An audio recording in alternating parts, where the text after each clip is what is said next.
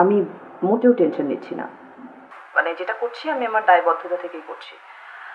আমি বাসায় মোটামুটি সবাইকেই ম্যানেজ করে ফেলেছি।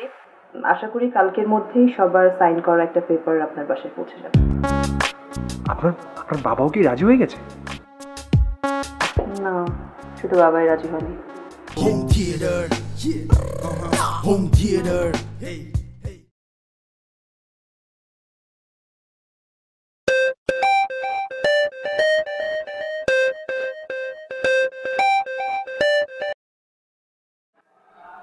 হ্যালো, কোথায় আপনি? এই তো বাসায়। আপনি কোথায়? আমিও বাসাতেই। রাতে হঠাৎ করে কি মনে করে ফোন দিলেন? না মানে আপনি কি বিজি? আমি তাহলে পরে ফোন দেই। না না না, ব্যস্ত না, তেমন কিছুই করছিলাম না। আর দেশে তো করার মতো কিছু নেই। আর তাছাড়া 2 দিন পরে তো চলেই যাবো দেশের বাইরে। 2 দিন পর মানে মানে আপনি কি পরশু চলে যাচ্ছেন?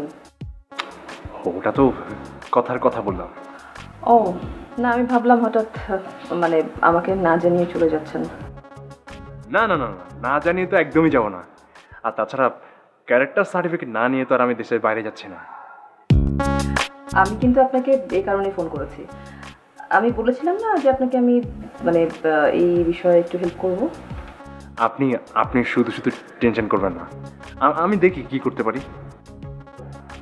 আমি টেনশন নিচ্ছি না, আমি মোটেও টেনশন নিচ্ছি না, মানে যেটা করছি আমি আমার দায়বদ্ধতা থেকেই করছি। আমি বাসায় মোটামুটি সবাইকেই ম্যানেজ করে ফেলেছি। আশা করি কালকের মধ্যেই সবার সাইন করা একটা পেপার আপনার বাসায় পৌঁছে যাবে। আপনার আপনার বাবাও কি রাজি হয়ে গেছে?